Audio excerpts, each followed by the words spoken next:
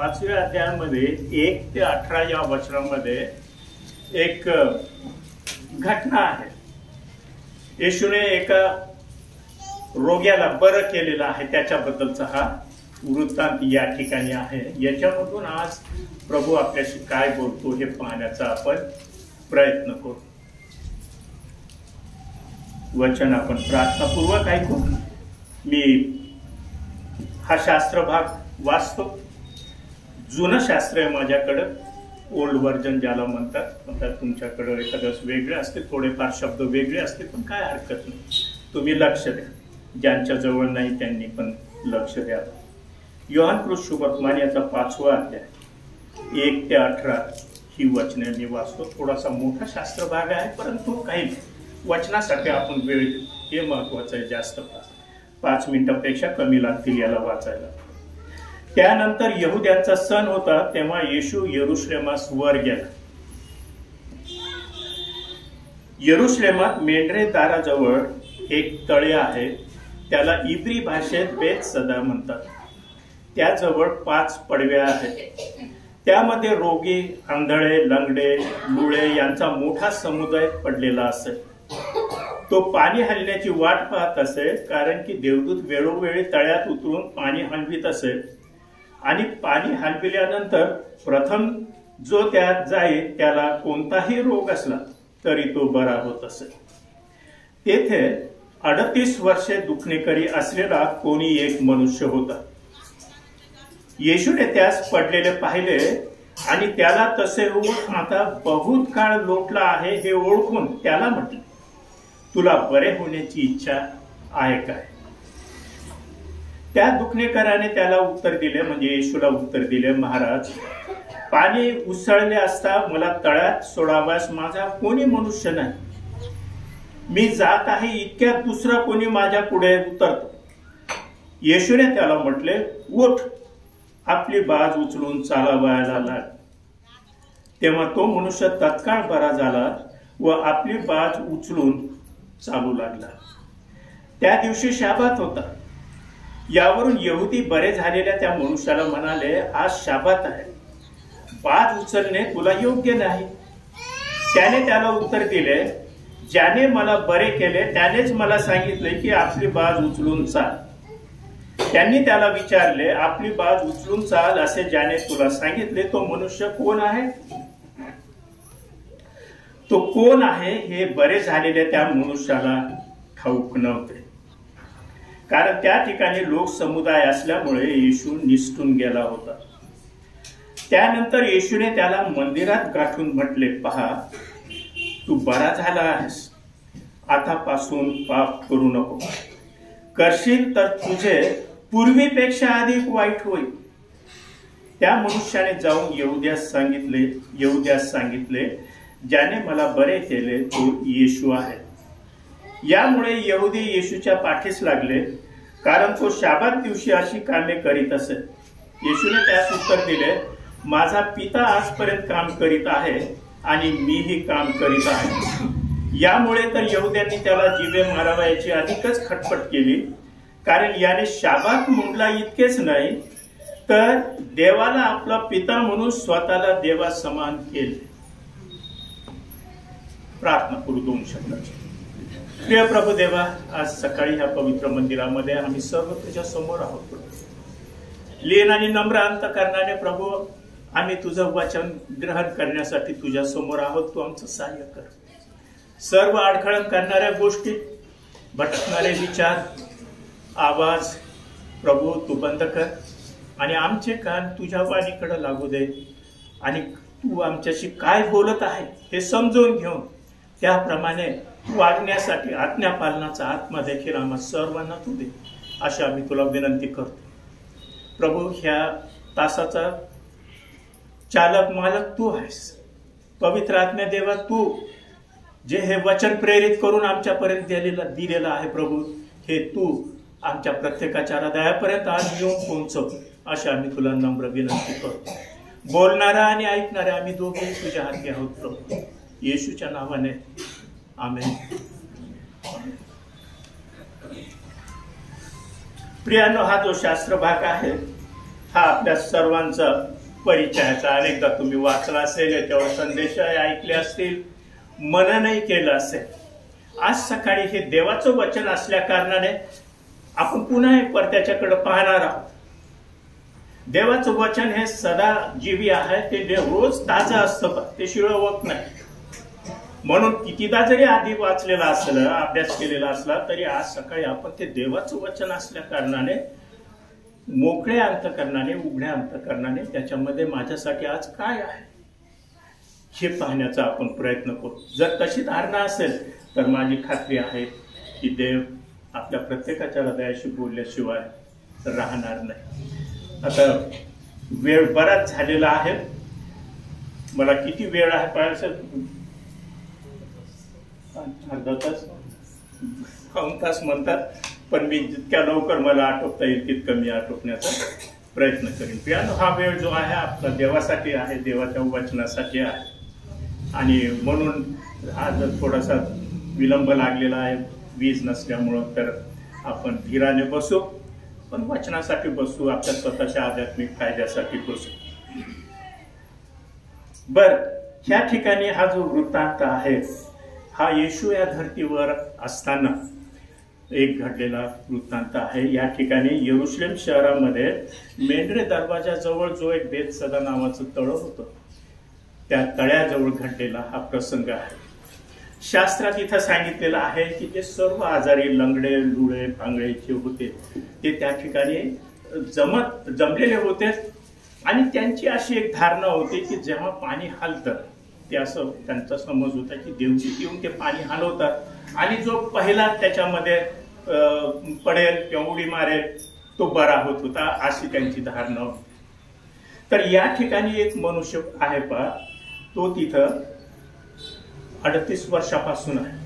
कल्पना करा प्रियानं, 38 इयर्स, 38 वर्ष. तो 38 वर्षाचा नाहीये, पण 38 वर्षापासून इथं पडलेला आहे. आला होता कशासाठी? बरं होण्यासाठी.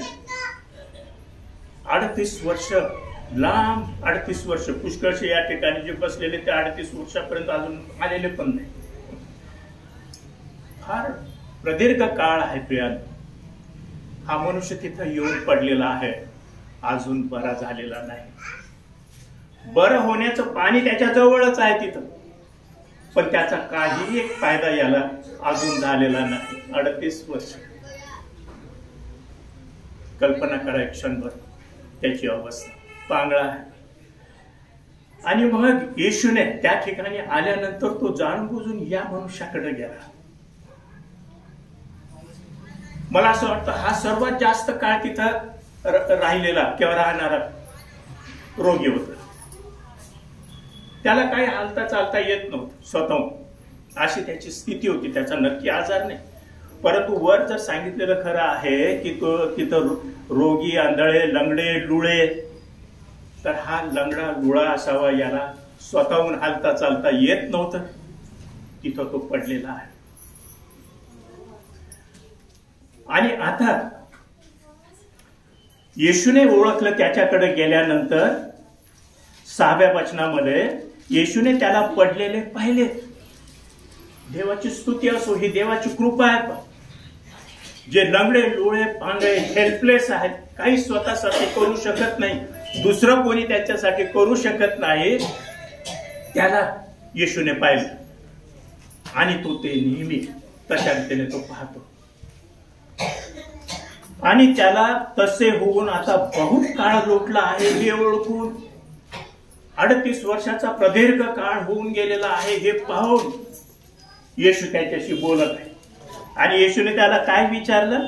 6वं वचन, तुला बरे होण्याची इच्छा आहे काय? तुला बरे होण्याची इच्छा आहे काय?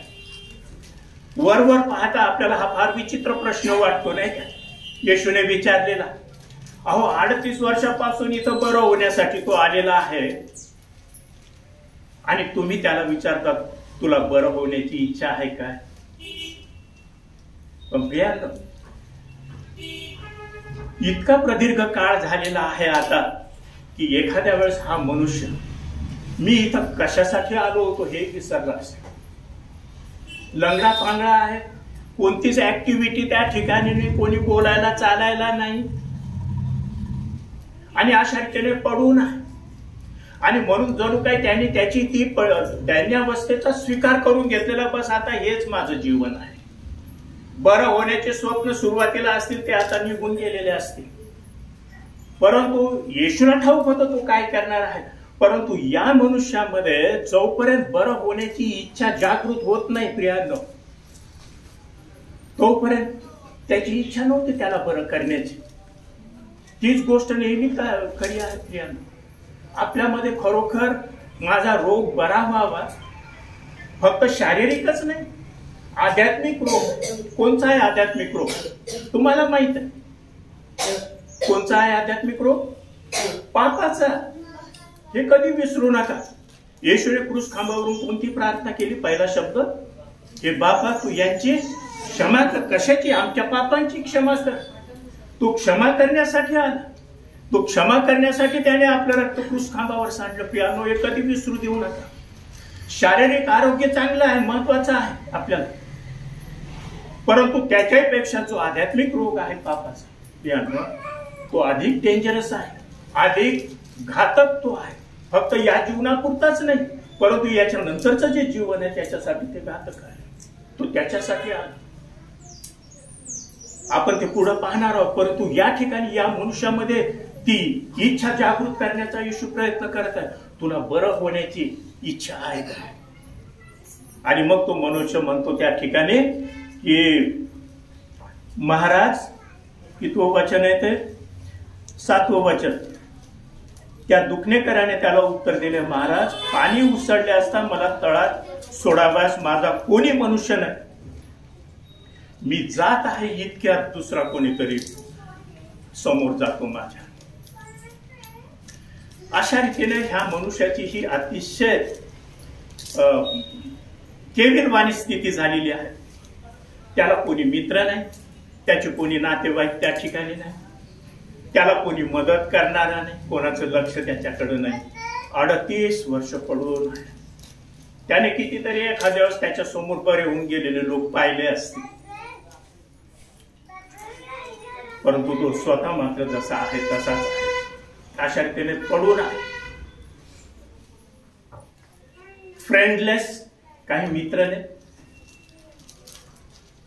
हेल्पलेस, कोणी मदत करणारा नाही, आणि तिसरी बाब होपलेस, काही आता आशा नाही. 38 वर्ष होऊन गेलेले, बरा झालेला नाहीये. आपण एखाद्यास असं म्हणू की याच्यापेक्षा तर मरण परवडलं, नाही म्हणणार का? 38 वर्ष अशा रीतीने एकाच ठिकाणी खंगत पडलेला आहे. काहीच त्या ठिकाणी मेंटल ऍक्टिव्हिटी पण नाही, काही विचार नाही, काही देवाणघेवाण नाही, कोणाशी बोलणं नाही, पडून आहे. अतिशय आशाहीन परिस्थितीमध्ये हा मनुष्य त्या ठिकाणी आहे. आणि येशूने मुद्दामून याला निवडलं, याच्याकडे तो गेला आणि येशूने त्याला पाहिलं. त्याला बहुत काळ लोटून गेलेला आहे तिथं पडून, हे जाणलं येशूने, आणि मग त्याने त्याच्याशी बोलायला सुरुवात केली. प्रियांनो, या ठिकाणी आध्यात्मिक धडा आहे. असा कोणी पापी या जगामध्ये नाही की ज्याची मदत येशू करू शकत नाही. आलं का लक्षात? असा कोणी पापी नाही. कोणी असं म्हणू शकत नाही मी इतका घोर पापी आहे की मला आता येशू पण काही करू शकत नाही माझ्यासाठी. म्हणून येशूने एखाद्या वेळेस त्या उदाहरणादाखल हे सत्य सर्वांसमोर यावं यासाठी या मनुष्याची निवड करून त्याच्याकडे तो गेला, की असं कोणी म्हणू नये की बा आता मला कोणी बरं करू शकत नाही, माझा कोणी वाली नाही. मनुष्य नसेल पण प्रभू येशू ख्रिस्त आपल्या सोबत आहे. तो आपली मदत करण्यासाठी प्रियांनो तयार आहे. आणि मग येशूने त्याला म्हटलं की तू उठ, त्याला आज्ञा केली. 38 वर्षापासून पडलेला मनुष्य, त्याला येशू म्हणतो उठ. जरा विचित्र वाटते नाही का? एक गोष्ट लक्षात ठेवा, जेव्हा देव एखादी आज्ञा करतो की नाही, त्या आज्ञेबरोबर ती आज्ञा पाळण्यासाठी शक्ती पण तो देतो. हालेलुया. हे वचनाचं सत्य, माझं नाही. देवाच्या आज्ञा आपल्या भल्यासाठी, हे नेहमी लक्षामध्ये ठेवा प्रियांनो. आणि त्या आज्ञेबरोबर ती आज्ञा पाळण्यासाठी तो शक्ती देतो. स्वतःच्या शक्तीने आपल्याला काही करायचं नाही, ते अशक्य आहे, परंतु ते शक्ती देतो. आणि या मनुष्य मग त्याने विश्वास ठेवला. विश्वास ठेवलं हे आपलं काम आहे. तो विश्वास ठेवण्यासाठी पण मदत करतो. विश्वास ही देवाची देणगी आहे. आणि त्या मनुष्याने ते आज्ञापालन केल्याबरोबर तो उठून उभा राहिला, बाज उचलून चालायला लागला आणि तो तत्काळ बरा झाला, असं शास्त्रामध्ये या ठिकाणी त्याच्याबद्दल सांगितलेलं आहे. आता हे बेथसैदा जे तळ आहे की नाही, हे ख्रिस्ती मंडळीचं दर्शक आहे. ख्रिस्ती मंडळीचं दर्शक आहे. जे हिलिंग वॉटर म्हणतात, आरोग्य देणारं पाणी जे आहे ते मंडळी आहे. या ठिकाणी जे लोक येतात हे देवदूत नाहीत, हे तुमच्या आमच्यासारख्या आडामासाचे आहेत. इथं आल्यानंतर आपली गरज, शारीरिक गरज, आध्यात्मिक गरज, आणखी कोणती गरज असो, ती भागवण्यासाठी ही मंडळी आहे देवाने ठेवली. संत पावलाने या मंडळीला कशाची उपमा दिली? शरीराची उपमा दिली. आपण सर्व एकमेकाचे अवयव आहोत. कशासाठी? एकमेकांची मदत करण्यासाठी. या ठिकाणी वचनाची सेवा होते ती कशासाठी? आपल्याला आरोग्य प्राप्त व्हावं म्हणून. आध्यात्मिक आरोग्य, मार्गदर्शन, विश्वासामध्ये वाढ, ख्रिस्ती सद्गुणामध्ये वाढ व्हावी म्हणून. तर आपली साक्ष जगाला पटेल. नाही तर ते काहीच जर नसलं तर त्या साक्षीचा काही परिणाम होणार नाही प्रियांनो. तर या ठिकाणी मंडळीमध्ये जे लोक आहेत ते सर्व गरजू आहेत. हा मुद्दा फार महत्वाचा लक्षात ठेवा. आपण गरजू आहोत म्हणून या ठिकाणी येतो. पुष्कळदा आपल्याला त्याचं भान राहत नाही. म्हणून वचनावर लक्ष ठेवून नम्रतेने देवा माझ पाप्याचं तू सहाय्य कर, माझी जी आध्यात्मिक गरज आहे ती तू भागव, पूर्ण कर.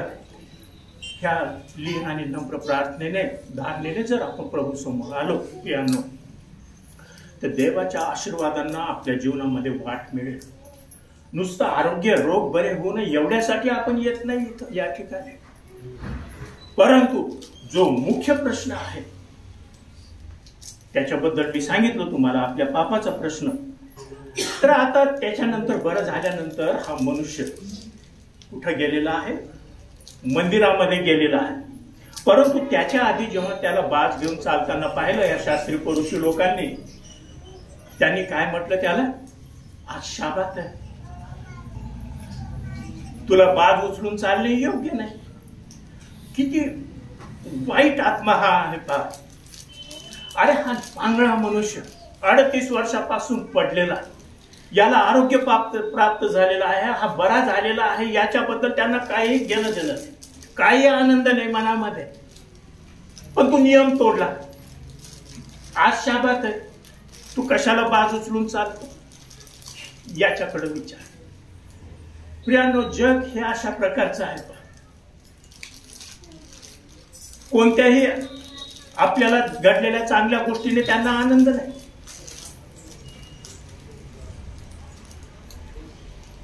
तर जे नियम आहेत पुष्कळशे मनुष्यानेच बनवलेले. पुष्कळदा मंडळांमधून तशा प्रकारची स्थिती झालेली आहे. फक्त विधी, नियम, संस्कार याच्यामध्ये गुंग आहेत. पण मनुष्याची जी खरी आध्यात्मिक स्थिती सुधारायला पाहिजे त्याच्याकडे लक्ष नाही.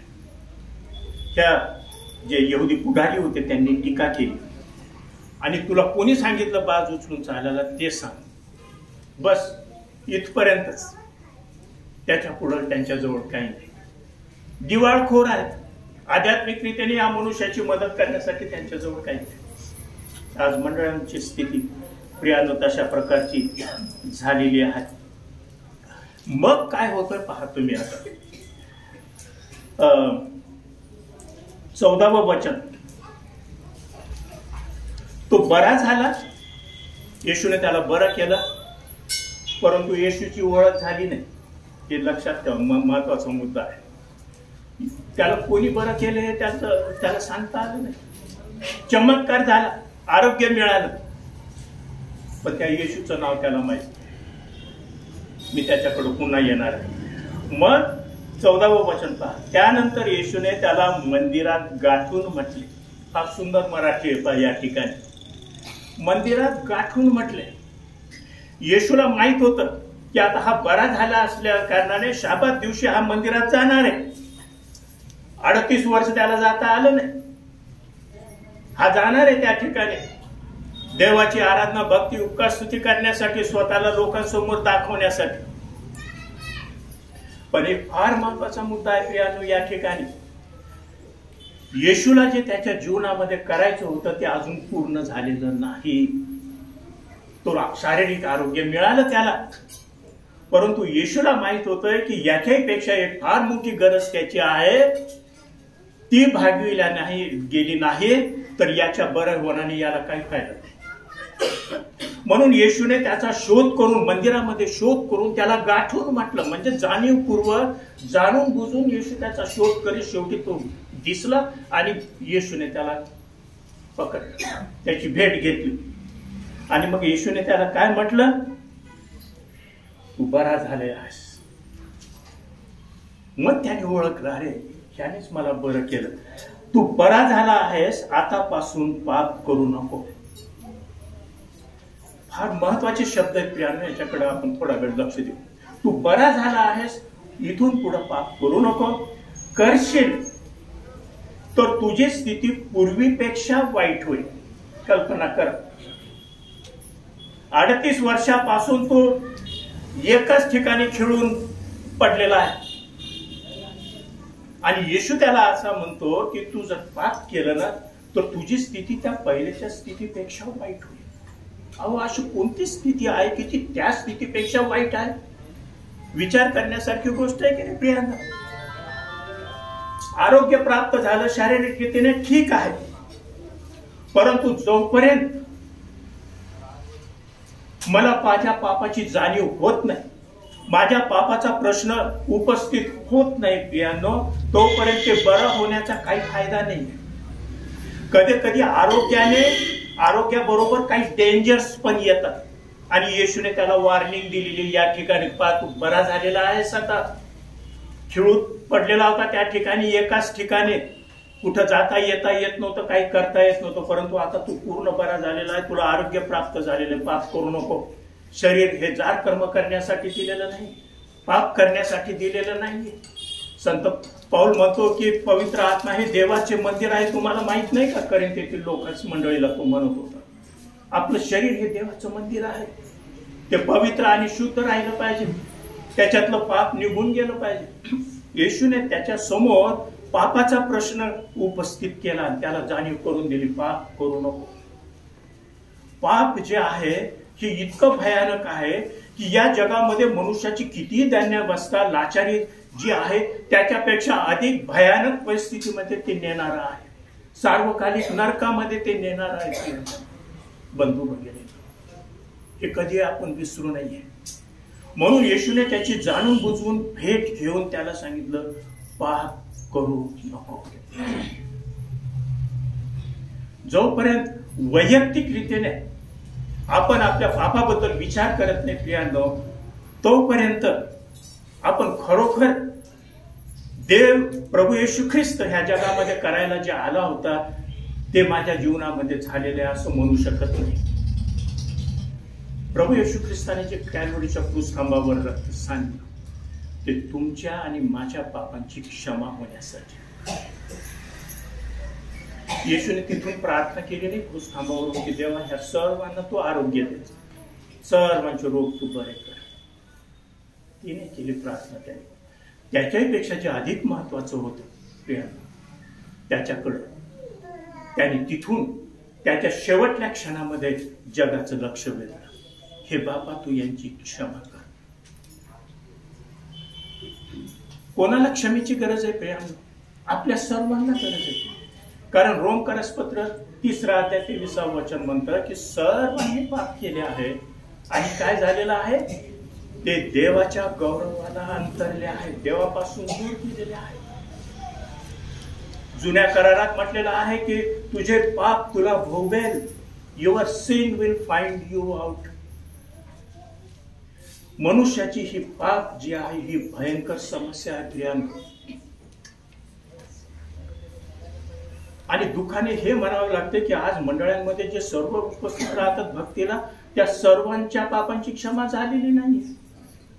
पण ते मंदिरात आहेत, जशा रीतीने हा मंदिरात होता, बरा झाला गेला मंदिरामध्ये, काही वाईट नाही. परंतु मंदिरात जाऊन जर मी माझ्या पापाचा विचार करत नाही, माझं पाप मी कबूल करत नाही, तर काही उपयोग नाही त्या बरा होण्याचा. देवाने कितीही आरोग्य दिलं तर एक दिवस आपण मारणार आहोत की नाही? एक दिवस मारणार आहोत. प्रत्येक व्यक्तीची जन्माला येते, तिचा मरणाकडे प्रवास सुरू असतो, मरणाच्या दिवसाकडे. आपल्याला नाही आवडत ना तसा विचार करायला. बर्थडे आपण फार मोठ्या थाटामाटात साजरा करतो, पण हे नाही समजत की आता 1 वर्ष आणखी जवळ आलेलो आहे, माझ्या मरणाच्या वर्ष जवळ आलेलो आहे मरणाच्या दिवसाच्या. नाही विचार करत ना, पण ती फॅक्ट आहे. प्रत्येक जन्माला आलेली व्यक्ती एक दिवस मरणार आहे. आरोग्यासाठी आपण प्रार्थना जरूर करावी. देव प्रत्येक वेळेसच ते बरं करेल असं नाही. त्या आजारामधून देखील देव आपल्याला विश्वासामध्ये स्थिर करू शकतो. आजारामधून देव आपल्याशी बोलू शकतो. ज्या परीक्षा येतात, कठीण प्रसंग येतात, आजार येतात, त्यामधून देव आपल्याशी काय बोलत आहे याच्याकडे लक्ष असलं पाहिजे. म्हणून जो आध्यात्मिक रोग आहे पापाचा, हा याच्याकडे लक्ष असलं पाहिजे. तो बरा करण्यासाठी प्रभू ह्या जगामध्ये आलेला होता पहा. आणि आजही तेच कार्य त्याचं ते चालू आहे. या मनुष्याची जी रिॲक्शन आहे त्याच्याबद्दल आपल्याला काही शास्त्रात सांगितलेलं नाही. येशूने जेव्हा त्याला दुसऱ्यांदा तो भेटला केला मंदिरात आणि सांगितलं, पहा तू बरा झालेला, आता पाप करू नको, करशील तर पूर्वीपेक्षा अधिक भयानक स्थिती तुझी होईल. किती सूचक शब्द आहे की नाही ते? येशू कशाबद्दल बोलत आहे त्याच्या संगती? या जीवनानंतरचं जे जीवन आहे, जे पापामुळे पूर्ण बर्बाद होऊ शकतं, त्याच्याबद्दल त्याला वॉर्निंग दिलेली आहे. जशा रीतीने जीवन सार्वकालिक आहे येशूमध्ये, तशाच रीतीने नरक हा देखील सार्वकालिक आहे. दोन्ही स्थळांचं वर्णन करताना एकच शब्द वापरलेला आहे, त्याचा एकच अर्थ आहे, कधी खंडित न होणारं जीवन. आणि म्हणून आपण हे जीवन संपल्यानंतर कुठं जाणार आहोत प्रियांनो, याची तयारी कुठं होते? या जीवनामध्ये होते, मरणानंतर नाही. हा विषय हा आपल्याला नकोसा वाटतो नाही. जीवनाबद्दल बोला, स्वर्गाबद्दल बोला, पण मरणाबद्दल, नरकाबद्दल नका बोलू. अशी आपली एक सुप्त गुप्त धारणा असते. परंतु पवित्र शास्त्रामध्ये वारंवार त्याच्याबद्दल सांगितलेलं आहे. आपल्याला त्याची आठवण करून घेणं महत्वाचं आहे. देवाची ती इच्छा आहे. येशूने त्याला गाठून सांगितलं. का बरं? ते तितकंच महत्वाचं आहे. परंतु या मनुष्याची रिॲक्शन मला जरा